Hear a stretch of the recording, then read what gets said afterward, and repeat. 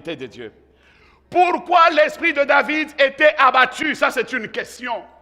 La première des choses, ses amis l'ont renié et abandonné. Les gens qui étaient plus proches de lui, renié totalement, abandonné totalement. Aujourd'hui, on t'a abandonné. Aujourd'hui, on est en train de te renier, que personne ne te considère pas, mais tu es considéré aux yeux de l'Éternel. Laisse ces gens-là te laissent, t'abandonnent, mais l'Éternel te considère. Son âme était abattue. Deuxième point, son beau-père, mentor de Saül, voulait les tuer. Cherchait à les tuer. Cherchait à détruire sa vie. Alors, cet homme, il n'avait pas la paix.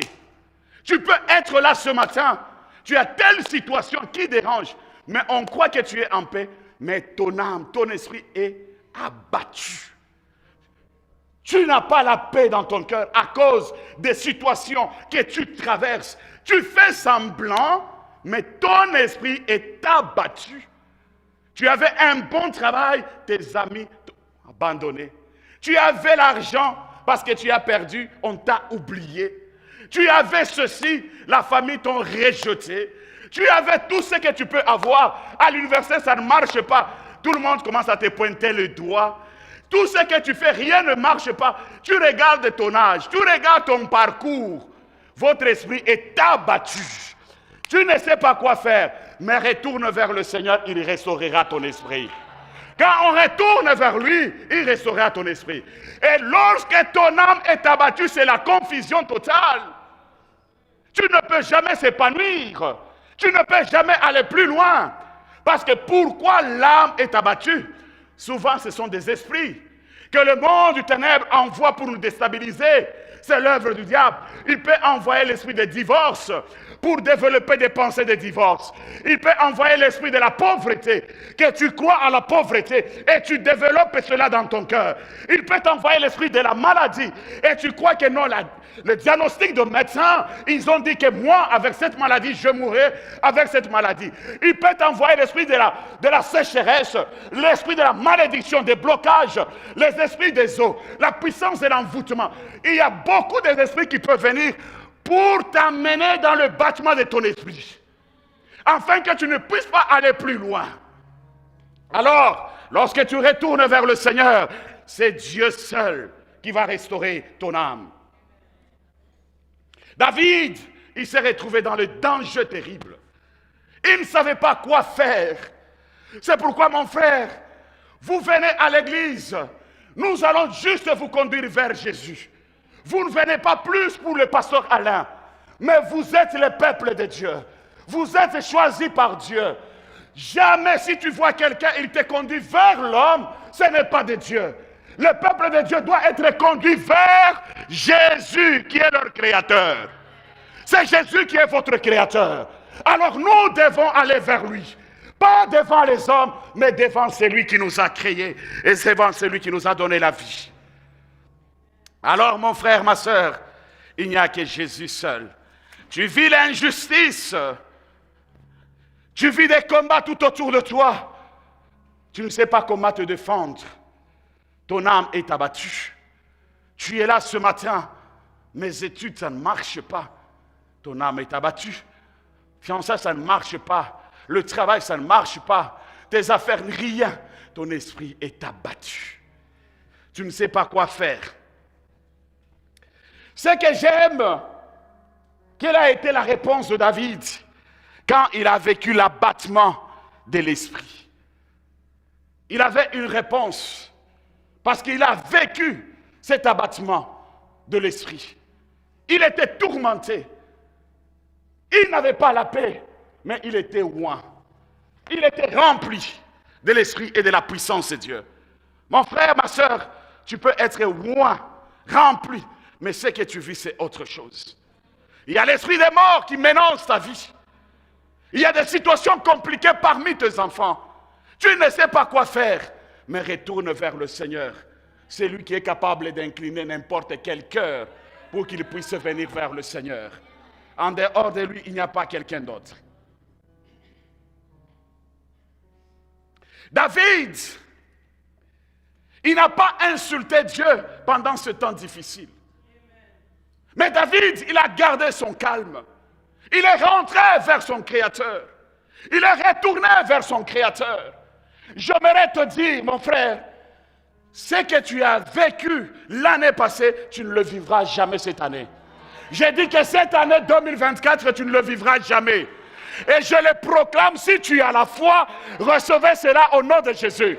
Je proclame sur ta vie, s'il y avait l'esprit de divorce, s'il y avait l'esprit de maladie, s'il y avait l'esprit d'envoûtement, que cet esprit libère ta vie au nom de Jésus-Christ. Tu es appelé à vivre cette liberté totale. Afin que tu puisses témoigner, vous allez m'excuser, je ne suis pas encore habitué avec ça, ça va aller. Que Dieu soit loué, que Dieu soit glorifié. Cet homme, il n'était pas rebelle.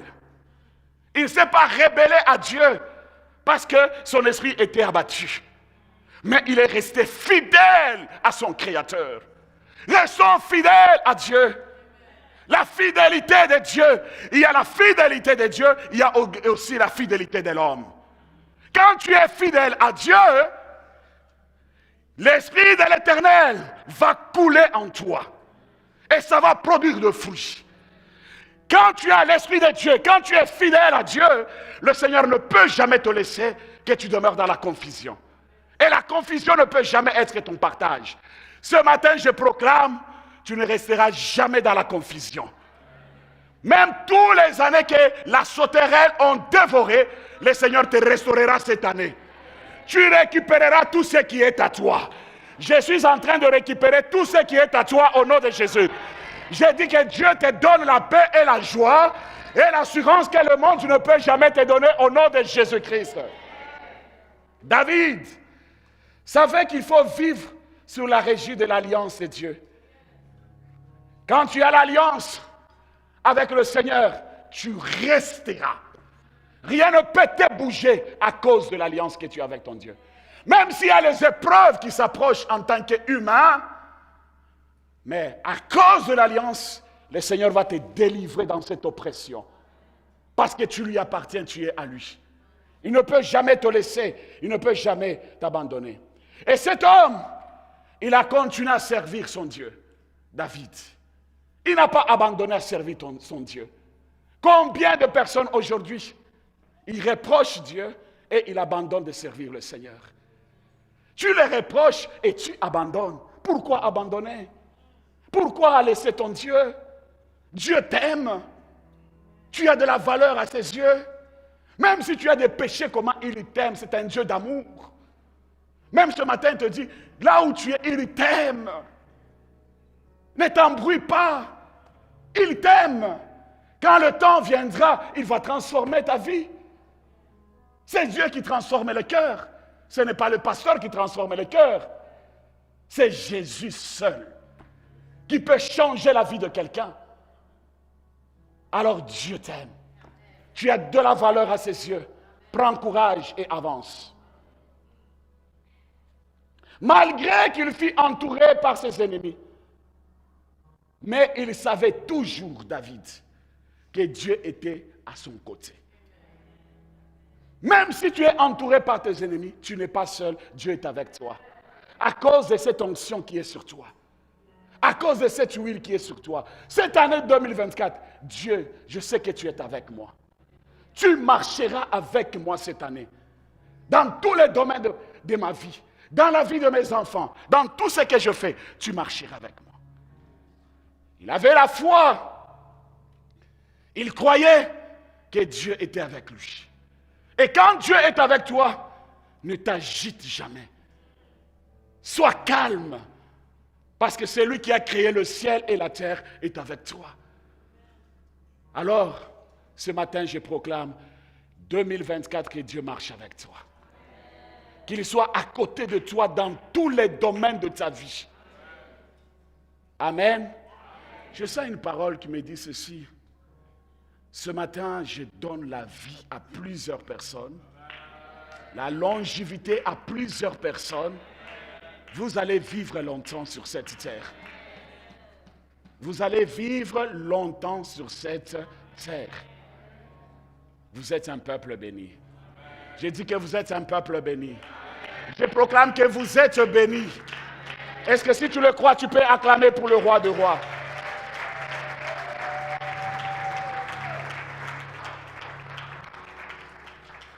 David, il a appris à s'attendre à Dieu.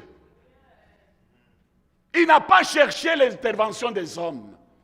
Mais cet homme, il a appris de rester toujours auprès de son Créateur. En disant, c'est lui seul qui peut me donner tout ce que j'ai besoin.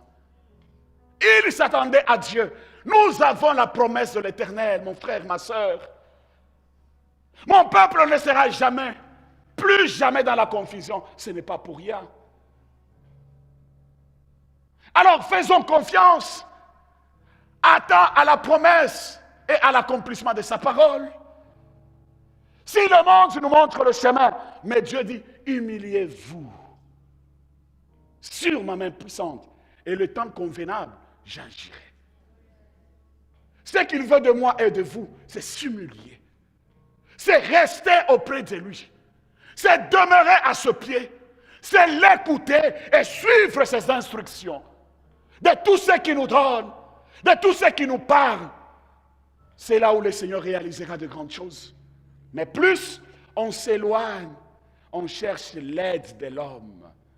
L'homme peut t'aider aujourd'hui avec la main droite, demain la main gauche doit savoir. C'est moi qui ai acheté pour lui la voiture. La veste qu'il porte là d'ailleurs, c'est moi. Les chaussures, c'est moi. Les études, c'est moi qui ai payé ses études. Aujourd'hui, il devient orgueilleux. C'est moi qui ai fait tout ça, c'est l'homme. Mais quand Dieu te donne, tu n'entendras jamais. Parce que c'est lui seul. Alors, attendez-vous à Dieu. Que ton attente va vers le Seigneur. J'attends, Seigneur, donne. C'est pourquoi, Église du Seigneur, si tu as l'amour de ton prochain, quand tu donnes avec la main droite, il ne faut pas que gauche le sache. Ne cherche pas la gloire humaine, mais laisse Dieu puisse t'élever à son temps. Deux fois, tout ce qu'on fait, on cherche pour que les gens savent que je fais ça et ça. Pour chercher quoi? La gloire. Pour chercher quoi? La gloire humaine. Ça ne nous amènera plus. Non, d'ailleurs, c'est moi qui ai acheté tous les instruments de Oasis. Dieu n'a pas besoin de ça. Mais tu passes à côté de ta bénédiction. Mais reste calme. Fais un don, reste calme. Attends-toi à celui qui va te récompenser. C'est Dieu. David, il a appris. Il n'a pas cherché que les hommes puissent l'aider. David, il s'est fortifié. Et il a trouvé la force en Dieu. Tu dois te fortifier. Tu dois prendre courage. C'est Jésus qui est tout pour toi. C'est pourquoi dans Josué chapitre 1er, la parole de Dieu dit ceci: fortifie-toi et prends courage. C'est le temps de te fortifier et de prendre courage. Dans tous les domaines de ta vie, tes études, fortifie-toi, prends courage. Moi, je veux réussir. Je vais terminer mes études. Et tu termineras tes études. Et tous les étudiants qui sont là, je proclame que le Seigneur libère la puissance de l'Esprit sur vous. Que tout ce que vous allez faire, vous allez aller de gloire en gloire au nom de Jésus. Nous encourageons encore à aller étudier. Chaque fois, je le dis du haut de la chair, allez étudier. Au Canada, jusqu'à 65 ans, tu peux étudier. Tu as votre bourse pour faire les études. Ajouter des diplômes et des certificats et des certificats. Voyons loin. Tu veux vivre la grandeur. Regarde loin. Inspire-toi aux études. Mais plus tu t'accroches à ton Créateur. Ne te détache pas de Dieu. Tu commences à donner raison pour les études. Tu seras confondu. Reste fidèle au service de Dieu. Va à l'école et Dieu t'aidera.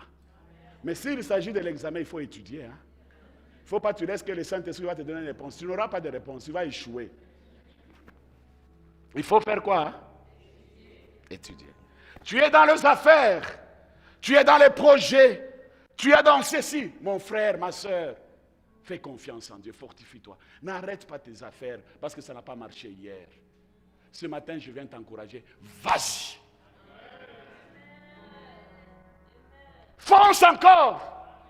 Même si on t'a donné 2 par votre professeur, ne les gardez pas dans ton cœur, libère-le. Aime-le davantage, prie pour son cœur. Accepte ces épreuves-là. Mais ces épreuves-là changera en quoi? Changera en quoi? En bénédiction. Dieu te lèvera et il t'amènera plus loin. Il ne faut pas garder quelqu'un dans ton cœur. C'est lui qui a bloqué mes affaires. C'est lui qui a fait ceci. Non, libère les cœurs. D'ailleurs, je vais parler les jours qui arrivent, les 12 points du cœur de David. On va développer sur ça, les jours qui arrivent. Il avait 12 points. Nous allons parler sur ça. Fortifie-toi et prends courage. Fortifie-toi et attache au Seigneur. Et le Seigneur vous amènera très loin.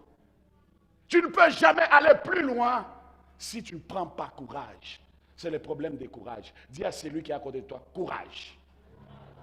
Parle-lui encore avec assurance, courage. Vous savez, hein, quand on est courageux, on est courageux. Alors, le véritable courage, c'est lorsque tu es loin de l'Esprit de Dieu. Parce que l'Esprit de Dieu va te conduire dans la sagesse. Et cette sagesse va t'amener dans la douceur, dans la maîtrise de soi, dans la tempérance, dans le fruit de l'Esprit. Même s'il y a des choses qui bougent, mais toi tu es tranquille. Je vous assure, hein, il y a quelque chose que Dieu m'a fait grâce, c'est la tranquillité. Surtout si je sais que je suis dans les bons. Même s'il y a les tempêtes qui soufflent de gauche à droite, mais tu vas me trouver vraiment, je vous assure, c'est... Je te regarde très bien, je dis, je ne recule pas.